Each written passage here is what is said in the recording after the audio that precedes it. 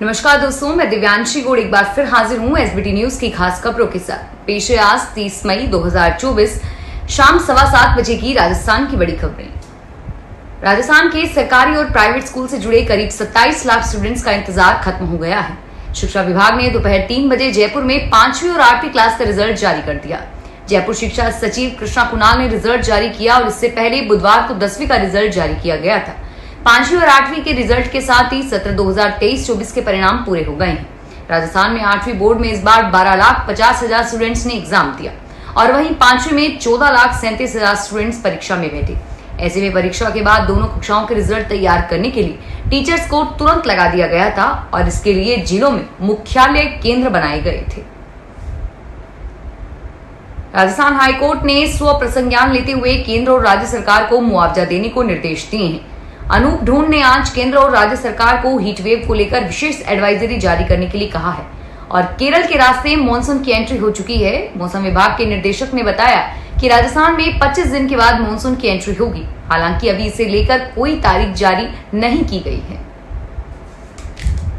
कांग्रेस अध्यक्ष मल्लिकार्जुन खड़गे ने विश्वास व्यक्त किया है कि 4 जून के चुनाव परिणाम में इंडिया गठबंधन की जीत हो रही है और इंडिया गठबंधन के नेता बैठकर सर्वसम्मति से प्रधानमंत्री चुनेंगे। खड़गे ने गुरुवार को पार्टी मुख्यालय में सम्मेलन के दौरान सवालों का जवाब देते हुए कहा कि उन्हें पूरी उम्मीद है कि 4 जून को परिणाम में इंडिया गठबंधन के पक्ष में आएंगे और देश में नई और विपक्षी दलों की गठबंधन सरकार जनता के हितों के लिए कार्य करेगी।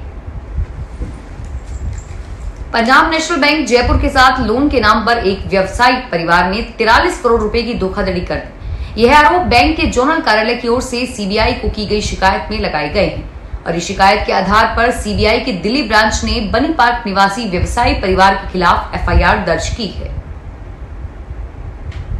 स्वच्छता सर्वेक्षण में जयपुर को नंबर 1 बनाने के लिए नगर निगम हेरिटेज कोई कसर नहीं छोड़ना चाहता है और यही कारण है कि शहर में गंदगी फैलाने वालों के खिलाफ पेनल्टी लगाने के साथ ही नगर निगम लगातार सफाई अभियान चला रहा है। इसके तहत शहर के प्रमुख स्थलों को सुंदर बनाने की कवायद में जुटा हुआ है और इस कड़ी में अब 5 जून को विश्व पर्यावरण दिवस के मौके पर नाहरगढ़ वन क्षेत्र में सफाई अभियान आयोजित किया जाएगा।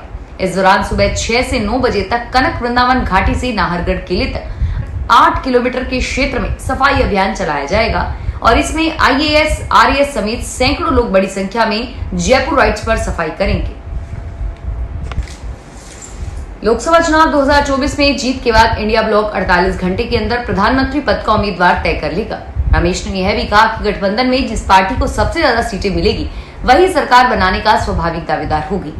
कांग्रेस महासचिव ने दावा किया है कि इंडिया गठबंधन लोकसभा में बहुमत के 272 के आंकड़े से कहीं ज्यादा सीटें हासिल करेगा।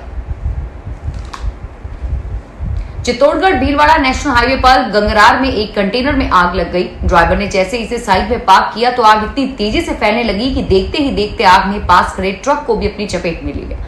कंटेनर में बैटरियां थी या दवाइयां, इसकी जानकारी नहीं मिल पाई है और आग को देखते हुए आसपास के लोगों ने इसकी जानकारी पुलिस को दी। मौके पर 3 दमकल पहुंची और 2 से ढाई घंटे की मशक्कत के बाद आग पर काबू पाया गया। यूपी के जलेसर से गुजरात के अंकलेश्वर जा रहे एक कंटेनर में हीट की वजह से अचानक आग लग गई। नेशनल टेस्टिंग एजेंसी ने गुरुवार सुबह नीट यूजी 2024 की आंसर की सेकंड ओएमआर इमेज तथा रिकॉर्डेड रेस्पोंस जारी कर दी है और इसके साथ ही नोटिफिकेशन जारी करते हुए इसकी सारी प्रक्रिया भी बता दी है। करियर काउंसलिंग एक्सपर्ट परिजात मिश्रा ने बताया कि जारी किए गए नोटिफिकेशन के अनुसार नीट का परिणाम भी अब जल्द ही जारी हो जाएगा। विद्यार्थियों की उनकी ओएमआर शीट की scan copy candidate registration portal पर लिंक से मिल सकेगी। राजस्थान में गर्मी अपना रौद्र रूप दिखा रही है। प्रदेश के कई शहरों में तापमान 50 डिग्री के पार पहुंच गया है। राजस्थान स्वास्थ्य विभाग अब तक कुल 4 लोगों की गर्मी से मौत की पुष्टि कर चुका है, जबकि रोजाना मिलने वाले शवों का आंकड़ा भी बढ़ रहा है और ऐसे में राजस्थान हाई कोर्ट ने स्वतः संज्ञान लेते हुए प्रदेश की सरकार को लू के कारण मरने वाले लोगों के आश्रितों को समुचित मुआवजा देने के निर्देश दिए हैं।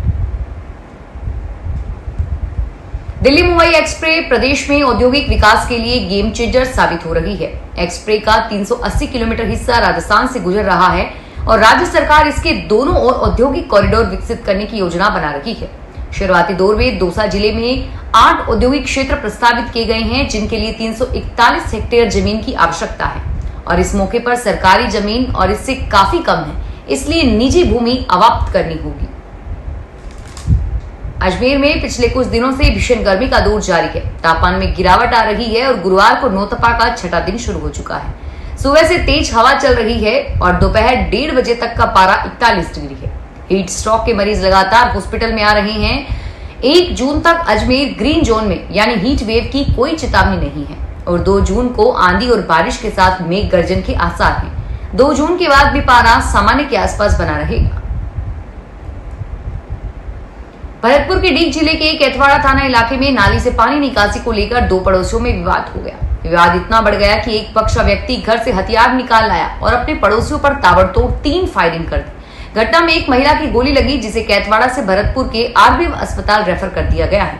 आरोपी पक्ष फिलहाल गांव से फरार है और घटना भुआपुर गांव की है। कोटा में कुर्की वारंट को तामील कराने स्पेशल सेल अमीन नयापुरा स्थित जल संसाधन विभाग पहुंची। ठेकेदार का बकाया पैसा नहीं लौटाने पर अधिशासी अभियंता के ऑफिस को सीज किया गया। ऑफिस के ताला लगाकर चाबी कोर्ट में दी गई और ठेकेदार ने बताया कि उनकी फर्म से साल 2002 में डैम बनाने का ठेका लिया था। मौके पर काम शुरू कर दिया गया। परमिशन नहीं होने का हवाला देते हुए फॉरेस्ट विभाग ने काम को रुकवा दिया। राजस्थान सरकार के खाद्य व नागरिक आपूर्ति विभाग ने खाद्य सुरक्षा लाभार्थियों को ई-केवाईसी कराने के लिए राशन डीलर्स को निर्देशित किया है, लेकिन डीलर्स ने उक्त कार्य को करने में अपनी असमर्थता जताई। अजमेर में अन्य संस्था से ई-केवाईसी करवाने की मांग को लेकर राशन डीलर एसोसिएशन के खाद्य नागरिक आपूर्ति विभाग के नाम जिला कलेक्टर को एक ज्ञापन सौंपा है। बाड़मेर के बालोतरा जिले के समदड़ी इलाके में बारिश से पहले गंदा पानी की आफत की तरह आ रहा है और इसको लेकर किसानों ने गुरुवार को जिला कलेक्टर पहुंचे। कलेक्टर को ज्ञापन देकर पाली और जोधपुर की फैक्ट्रियों से आने वाला दूषित पानी रोका जाए। किसानों के लिए आफत खड़ी हो जाएगी। किसानों का कहना है कि लूनी नदी में पाली जिले के इंडस्ट्रियल रासायनिक पानी छोड़ रहे हैं। दुराड़ा की रपट से नीचे बालोतरा की सीमा में यह प्रवेश कर रहा है और रामपुर गांव के नजदीक भी यह अभी तक पहुंच चुका है। फिलहाल इस बुलेटिन में इतना ही और फिर हाजिर होंगे तमाम बड़ी खबरों के साथ। धन्यवाद।